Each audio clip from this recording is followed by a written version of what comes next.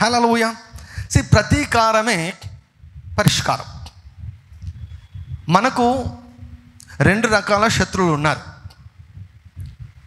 Number 1 అపవాది. Number 2 అపవాది చిత్తాన్ని నెరవేర్చే మనుషులు. ఓకే, అపవాది మనకు ముఖ్యమైనటువంటి శత్రువు. రెండవ శత్రువు ఎవరంటే అపవాది చిత్తాన్ని నెరవేర్చే మనుషులు. కొన్నిసార్లు మనుషులు తెలియకుండా సాతాను చేత వాడబడతారు. ఉదాహరణకు ఫిలిప్పుదైన కైసరలో యేసుక్రీస్తు ప్రభు ఉన్నప్పుడు మనుష్య కుమారుని గురించి ప్రజలు ఏమనుకుంటున్నారని వారిని అడిగినప్పుడు వారు చెప్పారు, ఏలియా అని, ఇర్మియా అని, మరొక ప్రవక్తని అనుకుంటున్నారు. మీరేమనుకుంటున్నారంటే పేతురు వెంటనే చెప్పాడు, నీవు దేవుని కుమారుడవై అన్నాడు. అప్పుడు యేసేమన్నాడంటే, ఇది రక్త మాంసములు నీకు బయలుపరచలేదు కానీ పరలోకమున నా తండ్రి నీకు బయలుపరిచాడు అని చెప్పాడు. అని తన మరణం గురించి ప్రభు చెప్పిన వెంటనే పేతురు, ప్రభువా పక్కకు పిలుచుకొని, ఏంది ఇట్లా మాట్లాడుతున్నావు నువ్వు? అసలు చావు గురించి మాట్లాడుతున్నావు ఏంది నువ్వు? అసలు ఆశీర్వాదం గురించి మాట్లాడని యేసు ప్రభువుని గద్దించాడంట. గద్దిస్తే పేతురును చూసి, సాతానా నా వెనక్కి పో అన్నాడు. అని ఎవరితో చెప్పాడంట? పేతురుతో చెప్పాడంట. ఒక ఆయన ఉన్నాడు, ఒక పాస్టర్ ఉండేవాడు అనమాట. ఈ వాక్యాన్ని తీసుకొని ప్రతి ఒక్కరిని కూడా ఏ సాతానా అని తిడతాడనమాట. నేను ఎవరు అంత ఎక్కువగా ఈ పదాన్ని, ఈ వాక్యాన్ని ఉపయోగించిన వాళ్ళని ఇప్పుడు చూడలేదట. ఏ సాతానా అంటాడనమాట.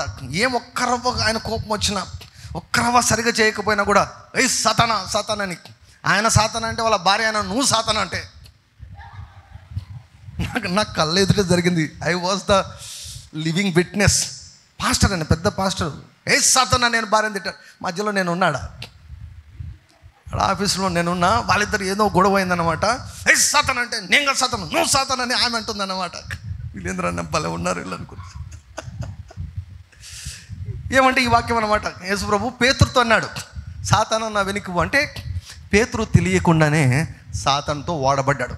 ఇలాంటి వాళ్ళకు ఏమండి, ఇలా అమాయకుల కోసం ఈ ప్రతీకారం కాదు, ఈ ప్రతీకారమే పరిష్కారం అన్నటువంటిది ముదురు కేసులకు, అమాయకులకు కాదు. This is not for every one. అందుకే ఏమంటాడు, క్షమించండి, ప్రార్థన చేయండి. ఇదో ఇట్లాంటి అమాయకుల కోసం అన్నమాట.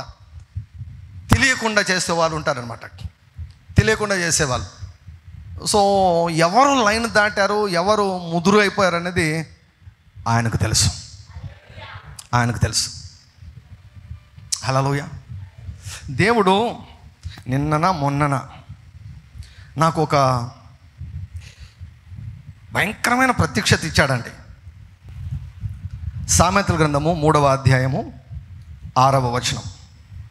నీ ప్రవర్తన అంతటి యందు ఆయన అధికారమునకు ఒప్పుకొనుము, అప్పుడు ఆయన నీ త్రోవలను సరళము చేయను. ఇది తెలుగు. ఇంగ్లీష్. ఇన్ ఆల్ దై వేస్ acknowledge him and he shall direct thy paths. అంటే ప్రతిరోజు అన్ని విషయాలలో ఆయనను సంప్రదించు, ఆయన నిన్ను చక్కటి త్రోవలో నడిపిస్తాడు. హల్లెలూయా, హల్లెలూయా. సో ప్రతి విషయంలో, ఈవెన్ ఈ మనుషుల విషయంలో, ఎవరు అమాయకులు, ఎవరు ముదురు కేసులు, ఎవరు గోధుమలు, ఎవరు గురుగులు, ఎవరు గింజలు, ఎవరు పొట్టు, ఎవరు మనకు దీవెనకరంగా ఉన్నారు, ఎవరు మనకు హానికరము, వీటన్నిటినీ మనం ఎక్కడ తెలుసుకోవాలంటే ప్రార్థనా గదిలో మనం తెలుసుకోవాలి, దేవునికి సన్నిధిలో మనము తెలుసుకోవాలి. ఒకసారి నేను ఒక సేవకుడితో మాట్లాడుతున్నప్పుడు ఒక డౌట్ నాకు ఎక్స్ప్రెస్ చేశాడు. ఏనాడంటే, అన్నా నేను ప్రార్థనలో ఉంటే దేవుడు ఒక మనిషిని, ఆయన చేసే పనిని, ఇట్స్ మినిస్ట్రీ అనమాట, వారు మినిస్ట్రీ, ఆయన చేసే మినిస్ట్రీని దేవుడు చూపించి కర్సిట్ అన్నాడు అన్న. చాలా డీప్ ప్రేయర్లో ఉన్నానన్నా నేను, అది ఏమాత్రం సందేహం లేదు. That's definitely from God. Cuts that ministry అని అన్నాడని. This is way back, I think ఒక 7 సంవత్సరాల క్రితం అనమాట. 7 సంవత్సరాల క్రితం ఇలా వచ్చిందన్న. నాకు భయం అయి అసలు ఇది చేయొచ్చో లేదో అని నేను అనుకుంటుంటే దేవుడు పదే చెబుతుంటే నేను కర్స్ చేశానన్నా. నేను చెప్పాను, వీఆర్ కాల్ ఫర్ దాట్. దేవునికి అన్నీ తెలుసు, మనకేం తెలియవు. కాబట్టి దేవుడు శపించమన్నాడంటే శపించాలంతే. నరపుత్రుడా, ప్రవచనం ఎత్తి పలాని జనమునకు వ్యతిరేకంగా మాట్లాడు అని దేవుడు ప్రవక్తలను రేపాడు. దేవుడు ఇర్మియాను జనములపైన, రాజ్యాలపైన, దేశాలపైన, ఖండాలపైన నియమించాడు. పెళ్ళగించుటకు, పడద్రోయటకు, విరగొట్టుటకు, నశింపజేయటకు, కట్టుటకు, నాటుకు పోతున్నాయి. 2 పరిచర్యలు ఉన్నాయి. ఈ రోజు వరకు కూడా ప్రియులారా, ఐ వాజ్ అబ్జర్వింగ్. 7 సంవత్సరాల క్రితం శపించాడు కదా, ఆ పరిచర్య ఎలా ఉందంటే ఈ రోజు వరకు కూడా పడినది లేవలేదు. 7 ఏళ్ళైనా కూడా కనీసం ఒక్క ఆత్మన్నా పెరగకుంటే ఏమైనా అర్థం ఉందా చెప్పండి? మరుగున పడిపోయింది. We don't know. సో దేవుడు మనకు చెబుతాడు. దేవుడు మనం చెప్పినప్పుడు we have to obey. Sentiments అవి ఇవి ఏమీ రాకూడదు. అన్ని విషయాలలో ఆయనను మనము సంప్రదించాలంట. సంప్రదించినప్పుడు ఆయన మనలను చక్కటి త్రోవలో నడిపిస్తాడంట. హల్లెలూయా. సో నీవు గాబరపడవద్దు, నీవు కన్ఫ్యూజ్ కావద్దు. మనుషుల వల్ల నువ్వు ఇబ్బంది పడుతుంటే, ప్రభువా ఈ మనిషి ఇలా చేస్తున్నాడు, ఈమె ఇలా చేస్తుంది, ఏం చేయమంటావు ప్రభువా అని అడుగు.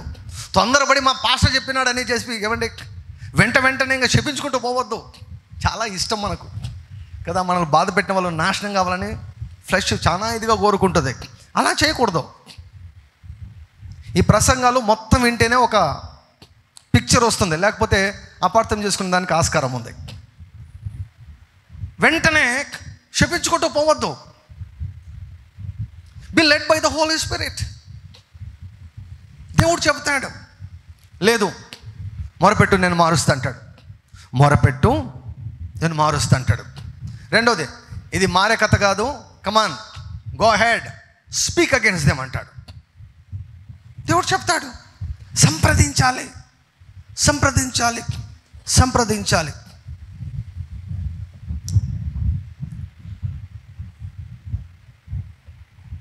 నిర్గమాకాండము 12:31. భార్యలందరకర బలవ షోరకర బాబా 12. Glory to God.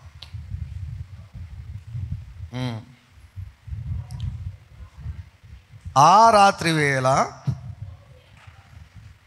ఫరో మోషే అహరోనులను పిలిపించి వారితో, మీరును ఇశ్రాయేలీయులను లేచి నా ప్రజల మధ్య నుండి బయలు వెలుడి, మీరు చెప్పినట్టు పోయి యెహోవాను పోండి వద్దు, ఉండద్దు, మా దేశంలో ఉండద్దు, వెళ్ళిపోండి అన్నాడు.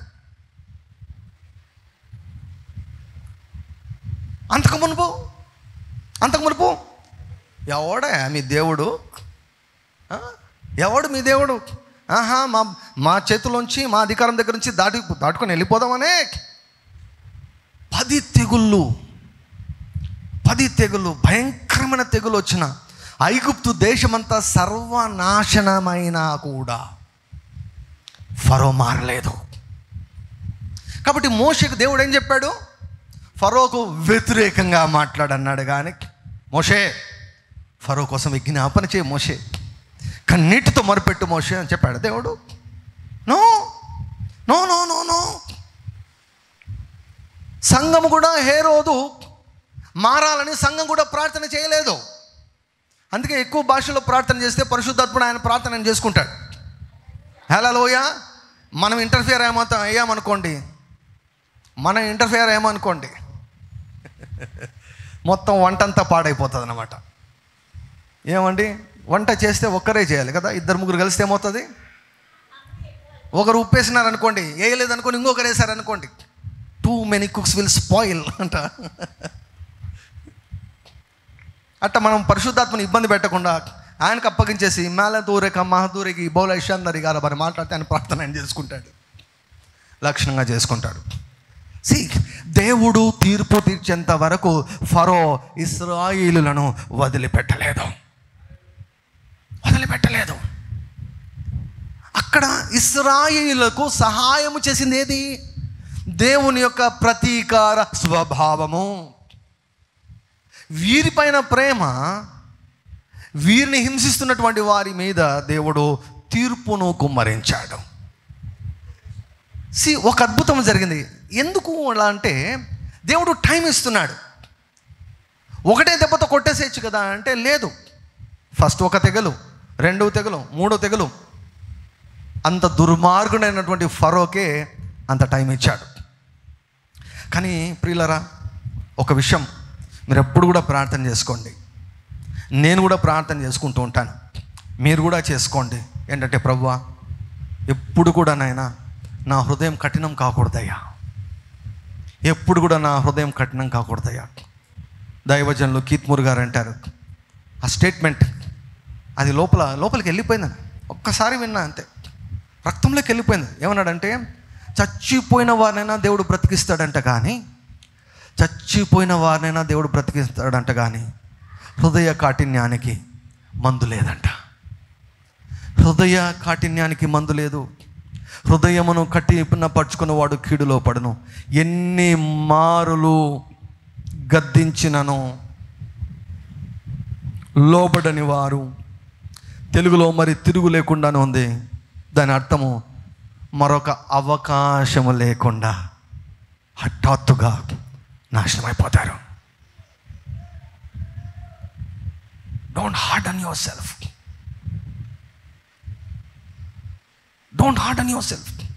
ఏదైనా ఒక చిన్నది 10 రూపాయలు నష్టం అయిన వెంటనే అలర్ట్ కావాలి.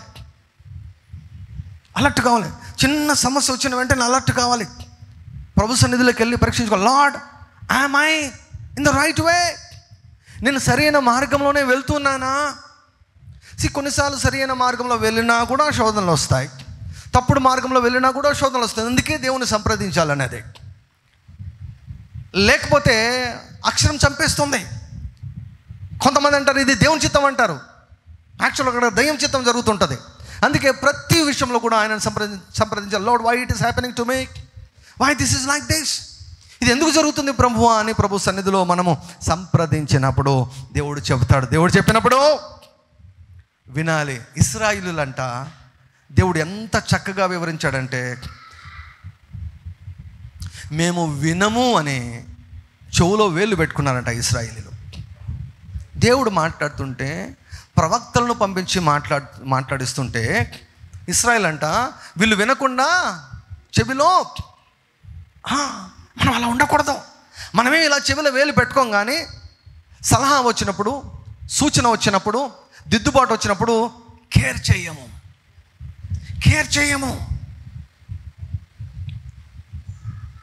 ఒక కరెక్షన్ వచ్చినప్పుడు, ఒక దిద్దుబాటు వాక్యం ద్వారా కావచ్చు, నీవు వాక్యం చదువుతున్నప్పుడు కావచ్చు, నీ మనస్సాక్షి చెప్పడం కావచ్చు, లేకపోతే మీ ఇంట్లో పనిచేసే వాళ్ళు చెప్పడం కావచ్చు, మీ ఆఫీస్లో పనిచేసే వాళ్ళు కావచ్చు, లేకపోతే టీవీలో ఒక వాక్యం చూస్తున్నప్పుడు రావచ్చు. దిద్దుబాటు వచ్చినప్పుడు నేను వినను అన్నావంటే నీ హృదయం ఏమవుతుంది తెలుసా?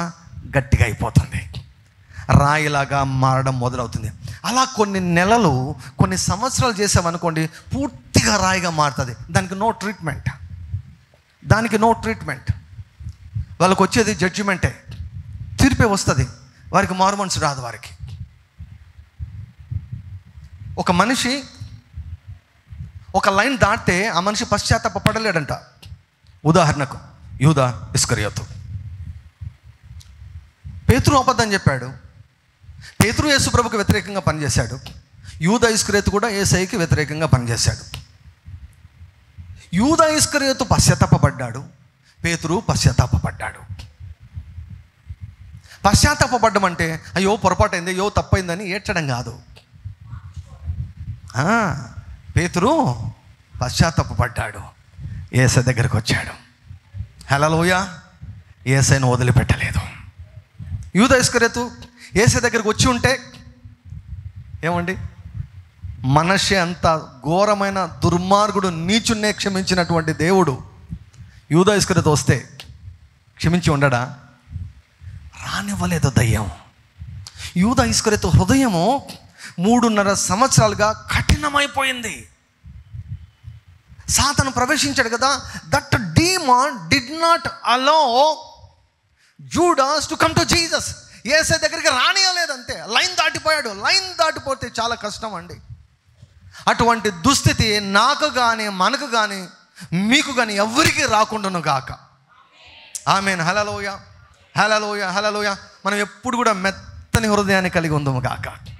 మెత్తని హృదయం కలిగి ఉంది కనుక హల్లెలూయా. ప్రభు ఏదన్నా పొరపాటు ఏదన్నా నువ్వు వదిలిపెట్టద్దు ప్రభు నాయనా, ఎట్లా కొట్టు ప్రభువా, కొట్టు 4 దెబ్బలేనైనా, 4 దెబ్బలేసి హృదయం కఠినం కాకుండా చేయ ప్రభు. దానివా హృదయ కఠినానికి దయచేసి అప్పగించవద్దు.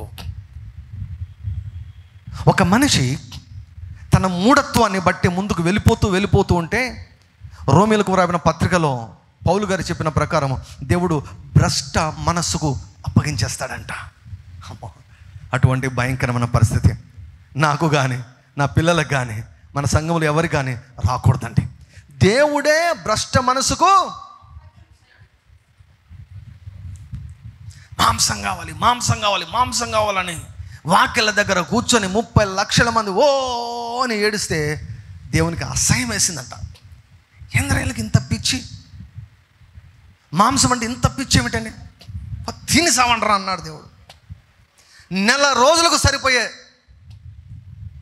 ఏమండి పూరెళ్ళు వచ్చి పడ్డాయంట. 3 కిలోమీటర్ల దూరం వచ్చి పడ్డాయంట. కొన్ని కిలోమీటర్ల దూరం, 3 అడుగుల ఎత్తు.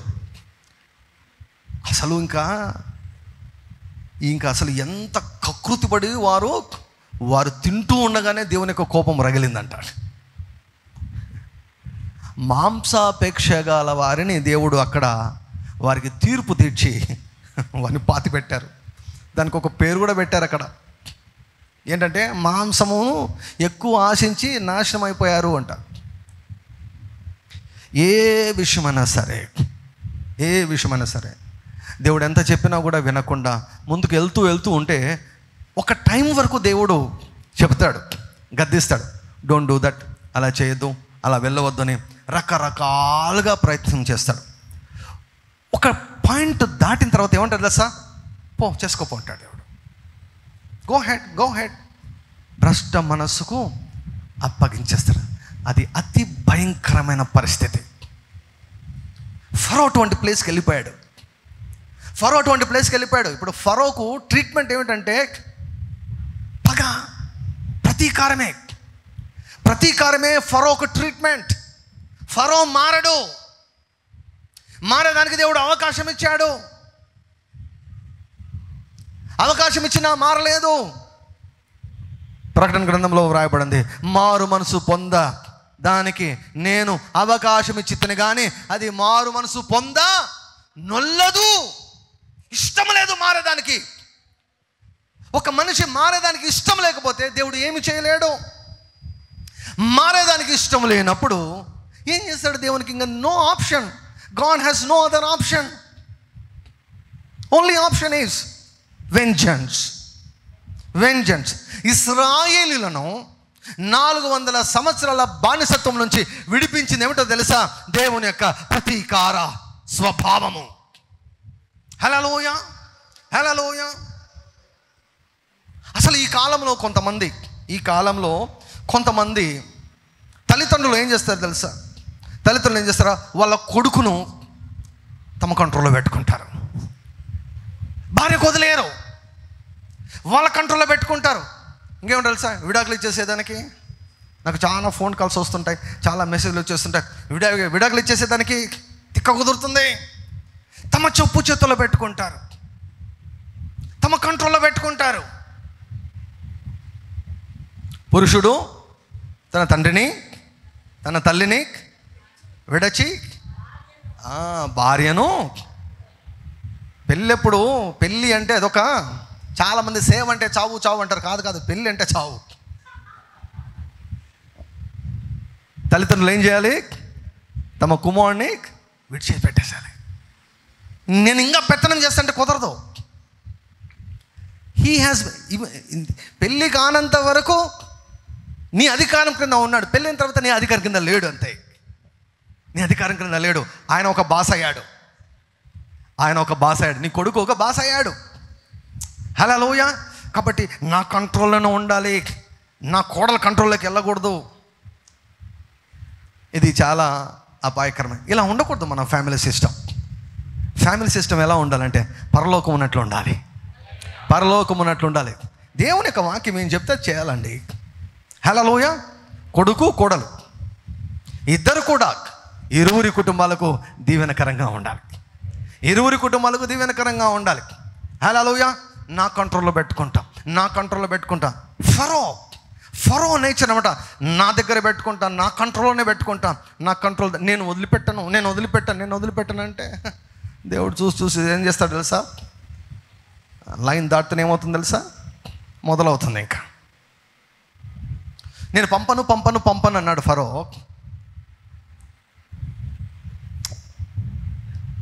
ఆదికాండం 20వ అధ్యాయంలో మనం చూసాం కదా. షారాను తీసుకున్నాడు అబీమెలెకు రాజు. షారాను అసలు 90 సంవత్సరాల షారా ఏమండి అంత అందంగా ఎలా తయారైందో. 90 సంవత్సరాల వయసులో పెళ్లి చేసుకుందామని తీసుకున్నాడంట ఆయన. 90. నేను ఒకటి చెప్తాను, బైబిల్ ఎప్పుడు కూడా నిదానంగా చదవండి. హల్లెలూయా. పవర్ఫుల్ రెవల్యూషన్ ఇది. అర్థమైందా? ఎలా చదవాలి బైబిల్?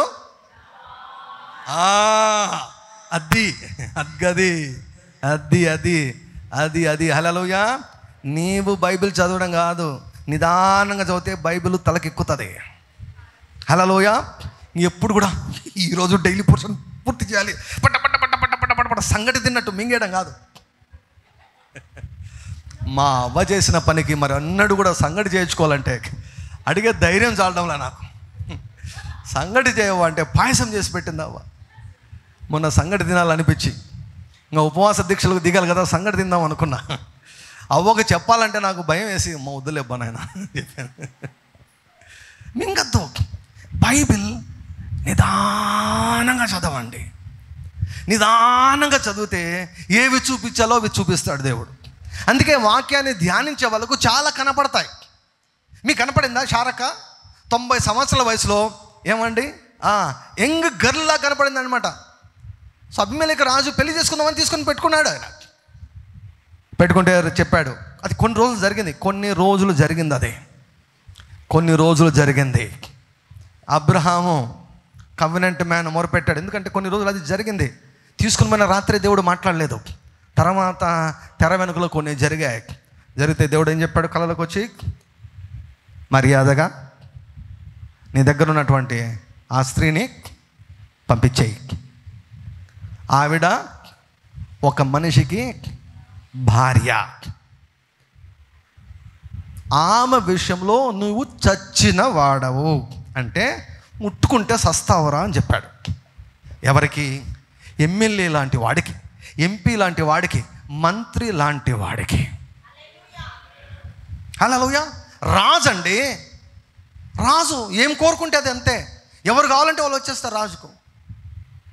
కాబట్టి అబ్రహాం అక్కడ ఒక మామూలు పౌరుడు. చాలా స్టోరీస్ మనం విన్నాం. నిజంగా ధర్మవరంలో జరిగిన చాలా స్టోరీస్ జరిగాయి అన్నమాట. ఈ రాజకీయ నాయకులు ఉన్నటువంటి వాళ్ళు వద్దులేండి అవన్నీ ఎందుకులేండి మనకు. కానీ ఒక రాజు ఒక సాధారణ పౌరుని భార్యను తీసుకొని పోయాడు. మొరపెట్టాడు అబ్రహాం. దేవుడు కళ్ళలోకి వచ్చి ఏమన్నాడు? ఒక మాటలో చెప్పంటే పంపిస్తావా చస్తావా?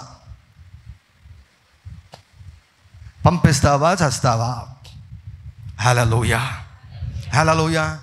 ఒకవేళ అబ్రహాము పంపుతావా చస్తావా అని అంటే అబ్రహాము తల నరికేసినవాడు. అట్లే కదా బప్తిస్మ యోహాను అట్లే కదా పోయింది. రాజకీయ నాయకుల మీదకి పోయింది అట్లే కదా, రాజుల మీదకి పోతే అలాగనే ఉంటుంది. అందుకే పగ తీర్చుకొనుట నా పని. హల్లెలూయా. దేవుడు బెదిరిస్తే భయపడి వదిలేశాడు ఆమెని. వదిలేయడం మాత్రమే కాదు, చాలా డబ్బు ఇచ్చాడు. చాలా డబ్బు ఇచ్చాడు. దేవుడంట అబీమెలెకు ఇంటి వారిలో అందరూ స్త్రీల గర్భాలు మూసేశాడంట. దేవుడు గర్భాలు తెరవడమే కాదు, మూసేస్తాడు ఆయన. బికాజ్ ఆఫ్ శారా ఉండకూడని స్థలంలో ఉండినట్లుగా చేసినటువంటి అబీమెలెకు యొక్క కుటుంబంలో ప్రతి స్త్రీ యొక్క గర్భాన్ని దేవుడు మూసేశాడంట. దాని తర్వాత జరిగింది దేవుడు ఇది. అంటే కొంతకాలం ఉంది, దేవుడు ముట్టుకోనివ్వలేదు. హల్లెలూయా, హల్లెలూయా. డిక్లేర్ చేయండి, మీ ఆడపిల్లలు కలిగినటువంటి తల్లిదండ్రులు డిక్లేర్ చేయండి, నా పిల్లలను ఎవడు ముట్టుకోలేడు. యవన కుమారులను కలిగినటువంటి వారు, నా కుమారులను ఎవడు ముట్టుకోలేడు. హల్లెలూయా. మా పిల్లల్ని ఎవరు కూడా ముట్టుకోలేరు. ముట్టుకుంటే ముద్దు పెడతాం మేము. ముద్దు పెడతారా? ముట్టుకుంటే సస్తారని ప్రకటించండి. ముట్టుకుంటే సస్తారు. నా కూతురిని ముట్టుకుంటే చేస్తారు. నా కూతురికి వ్యతిరేకంగా ఎవడైనా కూడా మోహపు చూపుతో చూస్తే వాడి కళ్ళు పోతాయని ప్రకటించండి. హల్లెలూయా. Curse their eyes. అటువంటి కళ్ళు శపించబడాలి, అటువంటి మనసు శపించబడాలి. చూడాలంటేనే భయపడాలి. హల్లెలూయా. మీరు ఇన్వోక్ చేస్తేనే, మీరు విశ్వాసాన్ని విడుదల చేస్తేనే దేవుడు మీ పక్షంగా వెళ్ళి వాళ్ళకు వార్నింగ్ ఇస్తాడు.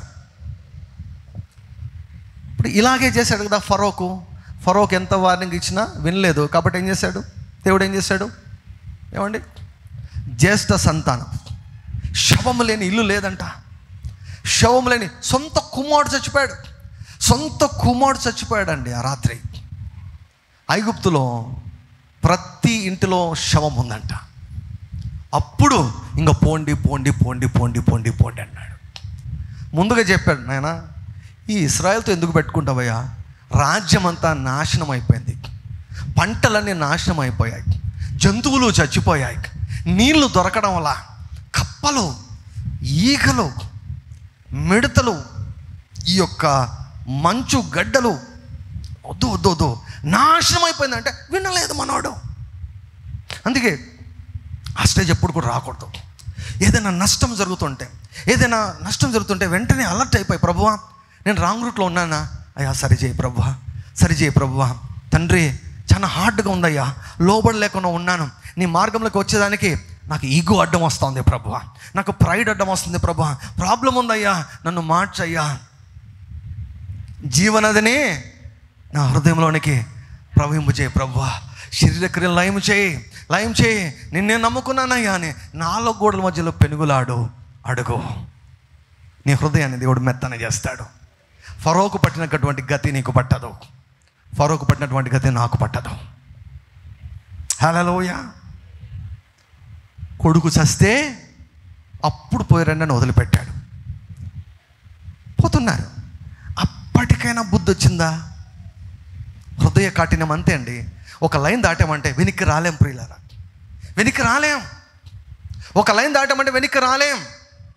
Very very dangerous thing to harden your heart. వెంటాడాడు. నువ్వు నాతోనే పెట్టుకుంటావా అని దేవుడు ఏం చేశాడు? ఒక గొప్ప అద్భుతాన్ని చేశాడు. ఎర్ర సముద్రంలోకి వెళ్ళారు. ముందు ఇశ్రాయేలీయులు వెళ్తున్నారు. వారి కొరకు ఎర్ర సముద్రం తెరవబడింది. ఇశ్రాయేలును కాపీ కొడదామని వీళ్ళు కూడా నడిచారు. కొంత దూరం నడిచారు. ఎర్ర సముద్రంలో వాళ్ళు కూడా నడిచారు. ఇశ్రాయేలు మాత్రమే కాదు, వాళ్ళు కూడా నడిచారు. అందరూ సముద్రం లోపలికి వచ్చిన తర్వాత, మధ్యలోకి వచ్చిన తర్వాత దేవుడు అడ్డుకున్నాడు. వారికి వీరికి మధ్యలో దేవదూత వచ్చేసి అడ్డుకున్నాడు. ఆయన యుద్ధం చేస్తే చక్రాలన్నీ ఊడిపోవడం మొదలయ్యాయి. అప్పుడు ఏం చేశారంటే, బాగా వినండి, అప్పుడు ఫరో తన సైన్యం అంతా వెనక్కి తిరిగి మళ్ళీ వాళ్ళ ఊరికి పోవాలనుకున్నారు. అవకాశం ఉందా? లేదు.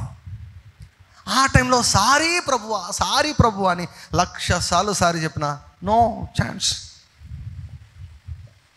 ఏషవంట ఆశీర్వాదాన్ని పోగొట్టుకొని పోగొట్టుకున్నటువంటి తన జ్యేష్ఠత్వ హక్కును మరలా పొందుకోవాలని జాగ్రత్తగా వెదకి కన్నీరు విడిచుచు వెతికినా కూడా ఆశీర్వాదం పొందుకోలేక విడువబడ్డాడు. ఒక లైన్ దాటితే చాలా కష్టం అండి. ఈ భయం మనకు ఉండాలి. ధైర్యం మాత్రమే కాదు, ఈ రకమైన భయం మనకు ఉండాలి. ఈ రకమైన భయం మనకు ఉండాలి. సో ఇక్కడ ఫరో చూడండి, కొడుకు చచ్చిపోయినా, దేశమంతా నాశనం అయిపోయినా బుద్ధి రాలేదు. కొంచెం నష్టం వచ్చినా కూడా మనం వెంటనే అలర్ట్ కావాలి. అమ్మో అమ్మో అమ్మో అమ్మో అమ్మో, నేను దేవుని మార్గంలో తప్పిపోకూడదు. I should not deviate from the plan of God, from the will of God. So కనుక ఇశ్రాయేలులకు అక్కడ విడుదల జరగాలంటే దేవుడు తీర్పు తీర్చాలి. దేవుని యొక్క తీర్పే ఇశ్రాయేలుల విడుదలకు ఆధారము.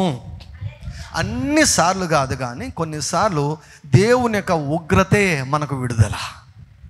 హల్లెలూయా. దేవుడు తీర్పు తీరుస్తాడు. కొంతమంది విషయంలో, కొన్ని సమస్యల విషయములలో దేవుని యొక్క ప్రతీకార స్వభావమే మనకు ఆశ్రయ దుర్గము. Hallelujah, hallelujah. So God is a deliverer to me, but he is a destroyer to our enemies.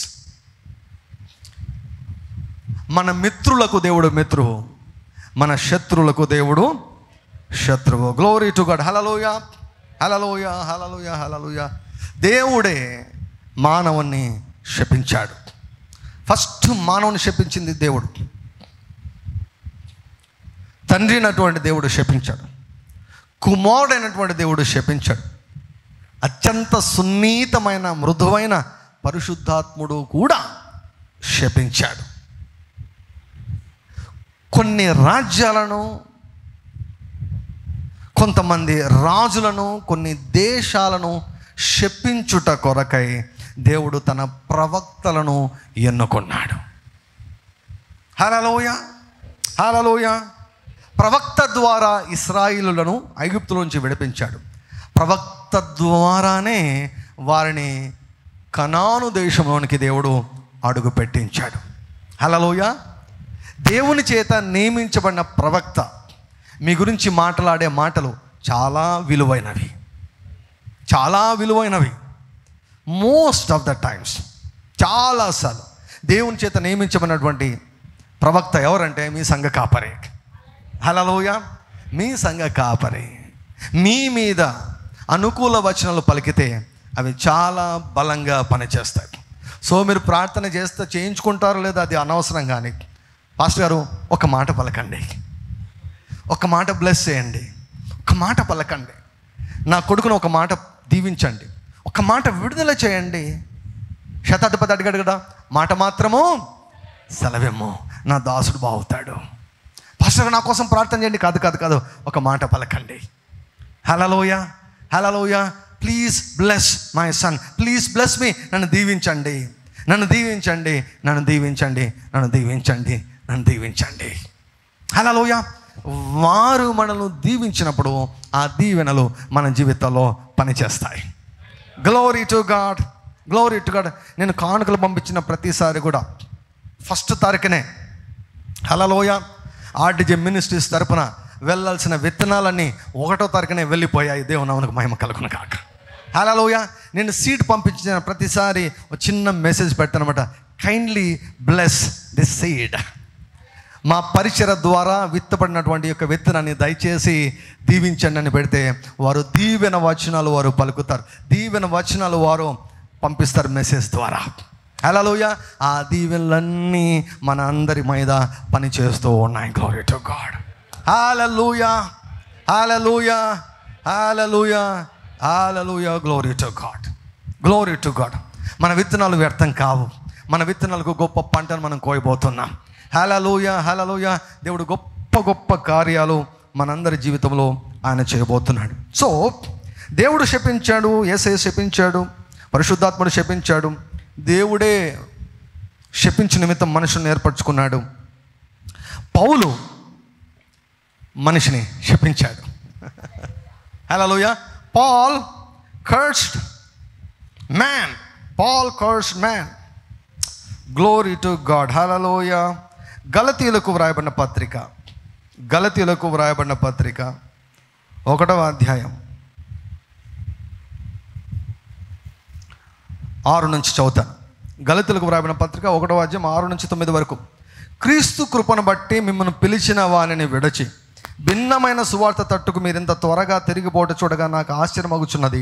అది మరి ఒక సువార్త కాదు కానీ క్రీస్తు సువార్తను చెరుపగోరి మిమ్మను కలవరపరచువారు కొందరున్నారు. మేము మీకు ప్రకటించిన సువార్త గాక మరి ఒక సువార్తను మేమైనను పరలోకం నుండి వచ్చిన ఒక దూత అయినను మీకు ప్రకటించిన ఎడల అతడు దీవించబడను గాక. వీళ్ళని దీవించాలి కదా, శత్రులను దీవించాలి కదా. మీ శత్రువులను దూషింపక వారిని దీవించండి. మరి పౌలు గారు మీరేం చేస్తున్నారండి ఇక్కడ? What are you doing mister Paul? Why you didn't pray for them? Why you didn't forgive them? వారిని ఎందుకు క్షమించలేదు పౌలు గారు? వారిని ఎందుకు ముద్దు పెట్టుకోలేదు పౌలు గారు? వారిని ఎందుకు దీవించలేదు పౌలు గారు? పౌలు గారు ఏం చేశారు? శపిస్తున్నారు. మన చర్చిలో ఒక ఆవిడ ఉండేది కొన్నేళ్ల క్రితం. ఆమెకు నేను మహాకనికరం చూపినా. ఎంత చూపినాను చెప్పండి? మహాకనికరం చూపినా. ఒక టైం వచ్చే లోపలగా దయ్యం పట్టింది ఆమెకి. దయ్యం బట్టి ఏం చేసిందో తెలుసా? చర్చిలో బాగా ఎంతో భక్తిగా ఉండడము, భక్తిగా దేవుని యొక్క వాక్యం ఉండడము. అంతా అయిపోయిన తర్వాత అమాయకులాగా మేము ఇంటికి రావడము, ఆమె ఒక గుంపును వేసుకోవడము, బ్రదర్ చెప్పే బోధ అంతా తప్పుని మాట్లాడడం మొదలుపెట్టింది. బ్రదర్ చెప్పే బోధ తప్పు, వాక్యం చెప్పేటప్పుడేమో హల్లెలూయా ఆమేన్ స్తోత్రం అని. అయిపోయిన తర్వాత గుంపును వేసుకునేది సీక్రెట్గా, రహస్యంగా, ఈ బోధ తప్పు, ఈ బోధ తప్పు. నేను పెట్టిన తిండి తిని, నేను కట్టిన స్థలంలో నువ్వు నివాసం ఉండి, భవిష్యత్తు లేకపోతే ఒక భవిష్యత్తు ఇచ్చి, నీకు మళ్ళీ నెల నెల జీతం ఇచ్చి, నీకు ఒక ఘనతనిచ్చి ఇట్లా చేస్తే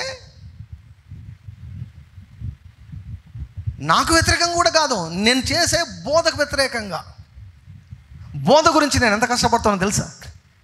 బోధ కోసం నేను ఎంత కష్టపడతానో తెలుసా? రాత్రి 1 గంటకు 2 గంటలకు పడుకుంటుంటాను నేను, మరలే 5 గంటలకు లేస్తాను. నేను వాక్యం వింటూ ఉంటాను. ప్యూర్ వర్డ్ ఇవ్వాలి, ప్యూర్ వర్డ్ ఇవ్వాలి, స్వచ్ఛమైన వాక్యం ఇవ్వాలి, తాజా వాక్యాన్ని నా వాక్యం వినేవారికి నేను ఇవ్వాలి. అంత ప్రయాసపడితే నేను చేసే బోధ గురించి విమర్శిస్తే ఏమంటే వాళ్ళ మీద దీవెన వచనాలు పలకాల. నేను అమాయకంగా ఉన్నా. దైవజనులు దేవుడు హ్యారీగోమ్స్ గారిని పంపించారు. హ్యారీగోమ్స్ అంకుల్ గారు ఆ రోజు అన్నారు, సడన్గా మామూలుగా అలా చెప్పరు అన్న అంకులు, నేను కీబోర్డ్ ప్లే చేస్తున్నాను, వచ్చి తల మీద చేయబెట్టి ఇంకా ప్రవచించడం మొదలుపెట్టాడు. నిన్ను పాడు చేయాలని, నీ పరిచయను ఇబ్బంది పెట్టాలని, నీ వెనకల కుట్రబడిన 2 తోడేళ్ళు ఉన్నాయి ఈ చర్చిలో అన్నాడు. అందరూ షాకు, ఎవర్రా 2 తోడేళ్ళు? ఎవరు?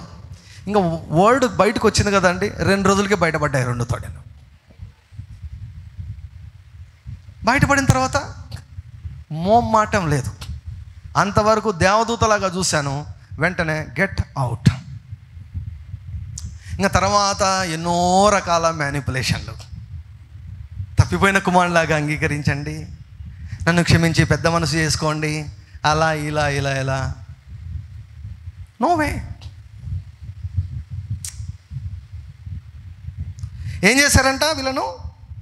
కొందరున్నారంట, వారు ఏం చేశారంట? భిన్నమైన వార్తను చెప్పి ప్రజలను కలవరపరుస్తున్నారంట. భిన్నమైన వార్త అంటే ఈ గుంపు ఎటువంటి ప్రజలను కలవరపరిచేవారు. పౌలు ఎంతో కష్టపడి సంఘాన్ని కట్టుకున్నాడు. వారిని మంచి పాల చేత, శ్రేష్టమైనటువంటి ఆహారం చేత వారిని పోషిస్తూ ఉంటే కొంతమంది చేరి పౌలు బోధ తప్పు, పౌలు బోధ కరెక్ట్ కాదని చెప్పి కొంతమందిని అక్కడ చెరిపివేసి కొంతమందిని లోబర్చుకున్నారంట. వారు పౌలును వదిలిపెట్టి వేరే మార్గంలో వెళ్ళిపోయారు. పౌలుకు ఆశ్చర్యమంది, అరే ఇంత సులభంగా ఎట్లా పోయారా మీరు?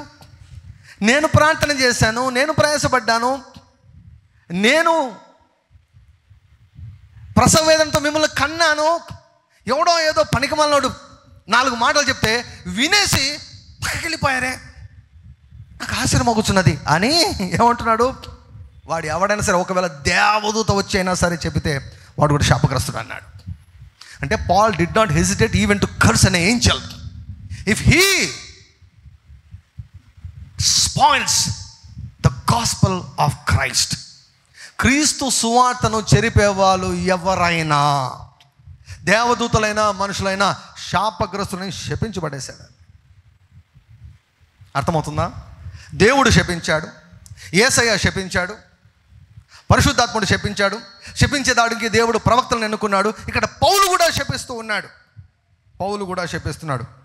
అదే అధ్యాయం, అదే గలతీయులకు వ్రాయబడిన పత్రిక, అదే పత్రిక 5వ అధ్యాయం 5వ అధ్యాయము 10-11 వచనాలు. మీరెంత మాత్రమును వేరుగా ఆలోచింపరని ప్రభునందు మిమ్మల్ని గూర్చి నేను రూఢిగా నమ్ముకొనుచున్నాను అంటున్నాడు. మీరు మిస్అండర్స్టాండ్ చేసుకోరని నేను అనుకుంటున్నాను అన్నాడు పౌలు. పౌలు యొక్క పరిస్థితి నాకు బాగా అర్థమవుతుంది. పౌలు చెబుతూ, గలితులకు రాస్తూ, ఏమైపోయారు మీరు? ఇంట్లో ఎంత సులభంగా డివేట్ అయిపోయారు, నా నుంచి ప్రక్కకి వెళ్ళిపోయారు.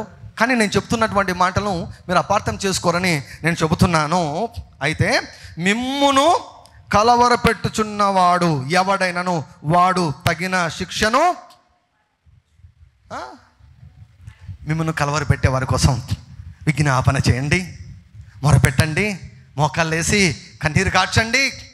నో, పౌలు ఆ ఇన్స్ట్రక్షన్ ఇవ్వడం వల్ల ఏమంటున్నాడు? మన భాష చెప్పంటే నాశనం అయిపోతారు వాళ్ళు అంటారు.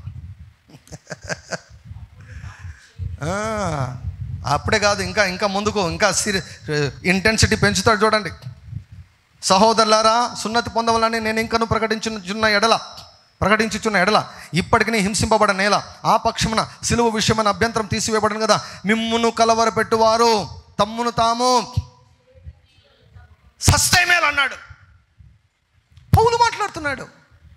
మిమ్మును కలవరపెట్టువారు, ప్లీజ్ టేక్ కేర్. మీరు ఎవరిని కలవరపెట్టవద్దు. మీ మూలంగా ఎవరు కలవరపడకూడదు. మీ మూలంగా ఎవ్వరు కూడా కలవరపడకూడదు. మీరు ఎవరి జోలికి వెళ్ళకూడదు. కలవర పెడితే, గలిబిలికి గురి చేస్తే, కుటుంబాలను పాడు చేస్తే, సంసారాలను పాడు చేస్తే, సంఘాలను పాడు చేస్తే దేవుడు ఏమంటున్నాడంటే వారు చస్తే మేలు అంటున్నాడు. అందుకే కదా అభ్యంతరములు రాక మానవు, అభ్యంతరములు ఎవరిమల వచ్చుచున్నాయి వానికి శ్రమ, వాని మెడకు పెద్ద తిరుగట్రాయి కట్టబడి మిక్కిలి లోతైన సముద్రం పడవేయట వానికి మేలని ఎవరు చెప్పారండి? ఎవరు చెప్పారు? ఆ శాపనార్థం ఎవరు పెట్టారు? యేసుప్రభు పెట్టాడండి. దయగలిగినటువంటి మాటలు, ఆయన పదవుల మీద దయారసం ఉందంట, ఆయన పెదవుల నుంచి వచ్చిన దయగలిగినటువంటి మాటలు అంట. అటువంటి ఆయన ఇంకొక యాంగిల్ చూపించాడు.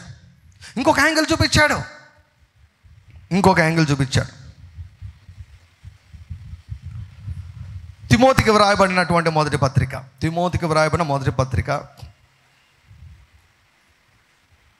1వ అధ్యాయము 1వ హల్లెలూయా.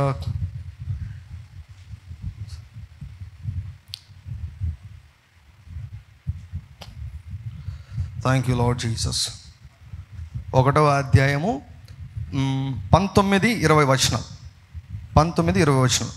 అట్టి మనస్సాక్షిని 18 నుంచి చదువుదామండి. 18 నుంచి చదువుదాం. నా కుమారుడైన తిమోతి, నీవు విశ్వాసమును మంచి మనస్సాక్షి కలిగిన వాడవై నిన్ను గురించి ముందుగా చెప్పబడిన ప్రవచనం చొప్పున ఈ మంచి పోరాటం పోరాడవలని వాటిని బట్టి ఈ ఆజ్ఞ నీకు అప్పగించుచున్నాను. అట్టి మనస్సాక్షిని కొందరు త్రోసివేసి విశ్వాస విషయమై ఓడ బద్దలైపోయిన వారి వలె చెడిపోయి ఉన్నారు. వారిలో పేర్లు కూడా చెప్తున్నారు చూడండి. హుమెనయును అలెగ్జాంద్రును ఉన్నారు. వీరు దూషింపకుండా శిక్షించబడుటకై, అందరు చెప్పండి, శిక్షించబడుటకై సాతానునకు అప్పగించుతనే. పేర్లు చెప్పేదానికి కూడా పౌలు గారు హెసిటేట్ చేయడం లేదు. ఒక రోజు వస్తుంది, అప్పుడు నేను కూడా పేర్లు చెప్తాను. పేర్లు ఇనిషియల్తో సహా చెప్తాను, ఇంటి పేరుతో సహా చెప్తాను.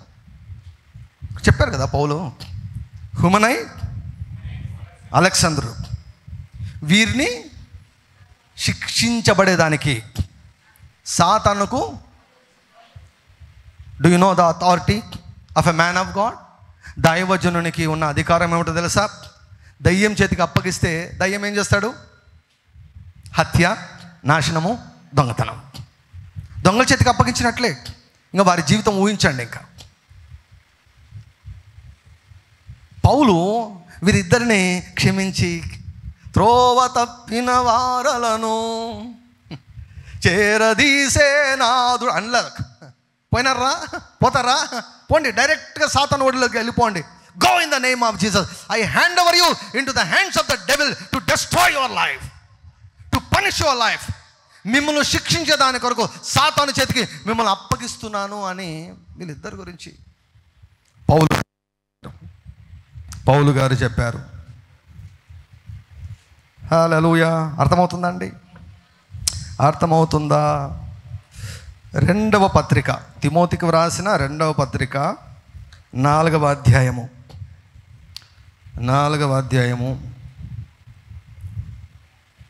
14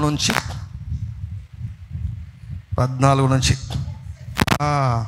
అలెగ్జాంద్రును అని కంచెరివాడు నాకు చాలా కీడు చేసెను. అది కాదు పౌలు గారు, నువ్వు అంత ఆత్మలో ఉంటావు, అంత ఆత్మ పూర్ణై ఉంటావు, ఎట్లా మోసపోయావయ్యా నువ్వు? వాడంత కీడు చేస్తుంటే ఎందుకు గుర్తుపట్టలేకపోయావు? ఓవర్ ప్రేమ, ఓవర్ మంచితనం.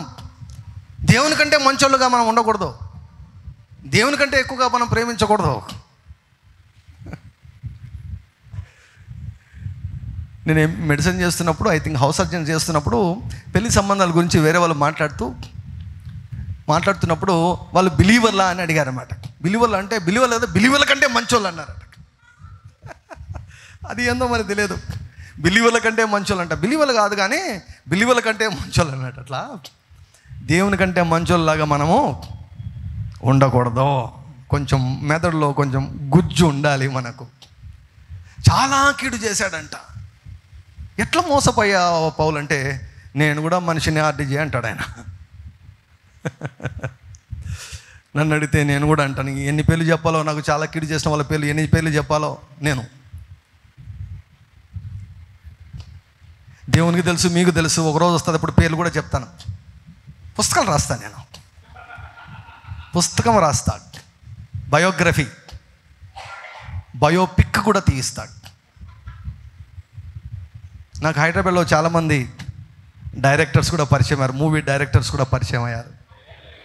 హల్లెలూయా. హైదరాబాద్లో మన పరిచయం చాలా భారీగా ఉండబోతా ఉంది. మూవీ డైరెక్టర్స్ కూడా పరిచయం అయ్యారు.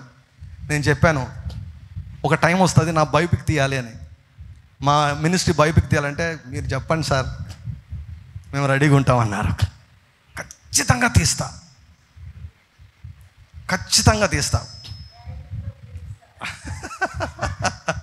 షూటింగ్ ఇక్కడే జరుగుతుంది.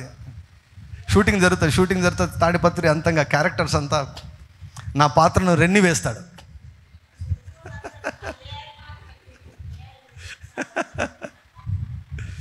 Glory to God. ఖచ్చితంగా తీస్తాను. బయోపిక్ మాత్రం పక్కా తీస్తాను. పుస్తకాలు పక్కా రాస్తాను. పౌలు గారు రాసినట్టు రాస్తాను. అలెగ్జాంద్రును కంచెరివాడు నాకు చాలా కీడు చేశాను. యేసు ప్రభు చెప్పాడు, నీ శత్రువులను ప్రేమించమని, ముద్దు పెట్టుకోమని, హగ్ చేసుకోమని, కౌగిలించుకోమని చెప్పాడు. అనలేదు కానీ ఏమంటున్నాడు? అతని క్రియల చొప్పున ప్రభు అతనికి ప్రతిఫలం ఇచ్చును. God will reward all my enemies. దేవుడు వారి క్రియల చొప్పున. మిమ్మల్ని చంపువాడు దేవునికి సేవ చేస్తున్నాము అనుకునే రోజు వస్తుందని చెప్పాడు యేసయ్య. నన్ను ఇబ్బంది పెట్టిన వారు, సంఘాన్ని ఇబ్బంది పెట్టినటువంటి వారు, మేము దేవుని యొక్క పని చేస్తున్నాము, అని అనుకున్నారు. ప్రభువు వారి క్రియల చొప్పున, వారి మాటల చొప్పున ప్రభువు వారందరికీ కూడా ప్రతిఫలము ఇచ్చును గాక. ఆమేన్, ఆమేన్, ఆమేన్, ఆమేన్, ఆమేన్. అతని విషయమై నీవును జాగ్రత్తగా ఉండము. You be very careful.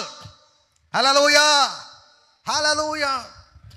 కొన్నిసార్లు నాకు విచిత్రమైనది ఏమిటంటే, నాకు అర్థం కాదు కొన్నిసార్లు. నిజంగా తాడిపత్రిలో ఇది వేరే ఉందండి. తాడిపత్రి నీళ్ళే వేరండి. అసలు ఏమనుకోద్దండి, తాడిపత్రి నీళ్ళే వేరు.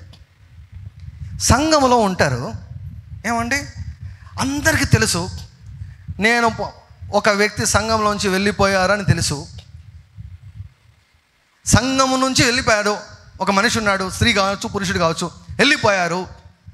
సంఘం నుంచి వెళ్ళిపోతే కుటుంబం నుంచి వెళ్ళిపోయినట్లే కదా, కుటుంబం నుంచి వెళ్ళిపోయినట్లే కదా. సంఘములో ఉండి మళ్ళీ వాళ్ళతో ఎట్లా సహవాసం చేస్తారో నాకు అర్థం కాదండి. ఎట్లా సహవాసం చేస్తారండి? ఒక సంఘం నుంచి వెళ్ళిపోయిన తర్వాత అంతా నా కళ్ళలోనే పడుతుంటారు. టీ తాగుతుంటారు, కలిసి గోబీ తింటుంటారు, ఎగ్ రైస్ తింటుంటారు, కలిసి మాట్లాడుతుంటారు. ఎట్లా నాకు అర్థం కాదు. ఇప్పుడు నీ సంఘం వద్దు, నీ వద్దు, ఈ సంఘం మంచిది కదా అని వెళ్ళిపోయినప్పుడు వాటితో వీళ్ళు సహవాసం చేస్తుంటే వీళ్ళ క్యారెక్టర్ ఏంటి? ఇది కూడా అదే జాతి అన్నమాట. ఇది కూడా అదే జాతి. 0 రోడ్డులకి ఎంటర్ అయ్యే లోపల ఇంకా మిగిలిన పొట్టంతా కూడా పరిశుద్ధాత్మ గాలి చేత చెల్లా చెదరైపోవును గాక. గట్టిగా చెప్పండి ఆమేనని. ఇది చూస్తారు అందరు, చూస్తారు. ఆ పొట్టు కూడా చూస్తుంది ఈ వాక్యం. పొట్టు కూడా చూడాలి, పొట్టు కూడా చూడాలి. ఏంటండి ఇది? అతని విషయమై నీవు జాగ్రత్తగా ఉండము. వాక్యం లేదు, నేనేం చెప్పడం లేదు. అతని విషయమై నీవు లేదు పాస్టర్, నీకు ఆయపకు సరిపోకపోతే నాకేమి, నేను ఆయన పూసుకొని రాసుకొని తిరుగుతామేమంటే పో, నువ్వు కూడా పో. అంతే కదండి. జాగ్రత్తగా ఉండు. నేను ఒక వ్యక్తిని వద్దు అని అనుకున్నానంటే నువ్వు అలర్ట్ కావాలి. అమ్మో, ఆత్మీయ తండ్రి వద్దన్నాడు, ఆత్మీయ తండ్రి పక్కన పెట్టేశాడు, కాబట్టి నేను కూడా పక్కన లే నేను అంటుకొని పూసుకొని పక్కన పెట్టాడా మన ఇద్దరం జత కడదాం. నీవు అతని విషయమై జాగ్రత్తగా ఉండము. అతడు మా మాటను బహుగా ఎదిరించను. నేను మొదట సమాధానం చెప్పినప్పుడు ఎవ్వడును నా పక్షముగా నిలవలేదు, అందరూ నన్ను విడిచిపోయి ఇది వారికి నేరంగా ఎంచబడుకుంటున్నగాక. అయితే నా ద్వారా సువార్త పూర్ణంగా ప్రకటింపబడిన నిమిత్తం అన్యజనులందరూ దాని విను నిమిత్తం ప్రభు నా ప్రక్క నిలిచి నన్ను బలపరచును గనుక నేను సింహము నోట నుంచి తప్పించబడితిని. ప్రభు ప్రతి దుష్కార్యం నుండి నన్ను తప్పించి తన పరలోక రాజ్యమునకు చేరునట్లు నన్ను రక్షించును. గ్లోరీ టు గాడ్, హల్లెలూయా. ఒకానొక టైంలో అందరూ వదిలిపెట్టి వెళ్ళిపోయారంట. అందరూ పౌలు గారిని వదిలిపెట్టిపోయారంట. ఎవ్వరూ పౌలు ప్రక్కన నిలబడలేరంట. కానీ దేవుడు పౌలు ప్రక్కన నిలబడ్డాడంట. Glory to God, glory to God, hallelujah, hallelujah, hallelujah. Father God cursed man, son of God cursed man, spirit of God cursed man, prophets cursed the people and kingdoms, and Paul also cursed. కొరింథీయులకు వ్రాయబడిన మొదటి పత్రిక ముగిస్తున్నాను నేను. కొరింథీయులకు వ్రాయబడిన మొదటి పత్రిక 15వ అధ్యాయం 32వ వచనం.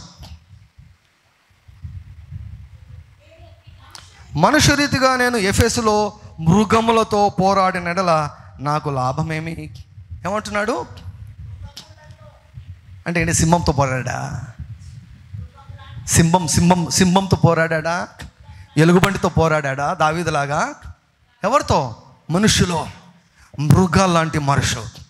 నేను ఎప్పుడు చెప్తుంటాను కదా, జూలో ఉండాల్సినటువంటి వారు, కేజ్లో ఉండవలసినటువంటి వారు, అడవుల్లో ఉండవలసినటువంటి వారు సమాజంలో తిరుగుతున్నారు. సంఘాల్లో కూడా ఉంటారు వీరు. వాళ్ళు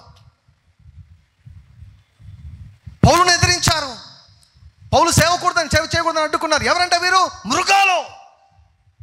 బోధ నిమిత్తమై నేను పశువులు లాంటి మనుషులతో పోరాడాను అన్నాడు. కానీ ఏమండి, ఆ మృగాలను పెంచుకుంటూ నేను మా పప్పిస్ని పెంచుకున్నట్టు ఆ మృగాలను పెంచుకోలేదండి. పెంచుకోలేదండి. కొంచెం జ్ఞానము మనకు ఉండాలి. Glory to God. Hallelujah, hallelujah, hallelujah. ఇయాలమతోరగలబ షోందరియారమలమతో మరియరబలందోరకరబ. తెస్సలోనికులకు రాసిన రెండో పత్రిక, తెస్సలోనికులకు రాసిన రెండో పత్రిక. ఓరియలందరబ కూరమమ మేమెంబ్రియలందరూ కూరియరబరబరియల తోరకరబ. హల్లెలూయా. ఎస్, 3వ అధ్యాయము 2వ వచనం. 1 నుంచి చదువుదామండి. 1 నుంచి చదువుదాం. Glory to God. హల్లెలూయా. తుదకు సహోదరులారా, మీలో జరుగుచున్న ప్రకారం ప్రభు వాక్యము శీఘ్రముగా వ్యాపించి మహిమపరచబడు నిమిత్తమును మేము మూర్ఖులైన దుష్ట మనుషుల చేతిలో నుండి తప్పింపబడు నిమిత్తము. పశువులు లాంటి మనుషులు ఉన్నారు, మృగాలు లాంటి మనుషులు ఉన్నారు, కలవరపరిచే మనుషులు ఉన్నారు, బోధను కల్తీ చేసి చెడు ప్రచారం చేసేవారు ఉన్నారు. ఇక్కడ మూర్ఖులు ఉన్నారు, దుష్టులు ఉన్నారు. వారి చేతిలో నుంచి తప్పించబడు నిమిత్తము మా కోసము ప్రార్థన చేయండి. You need to pray for the leaders.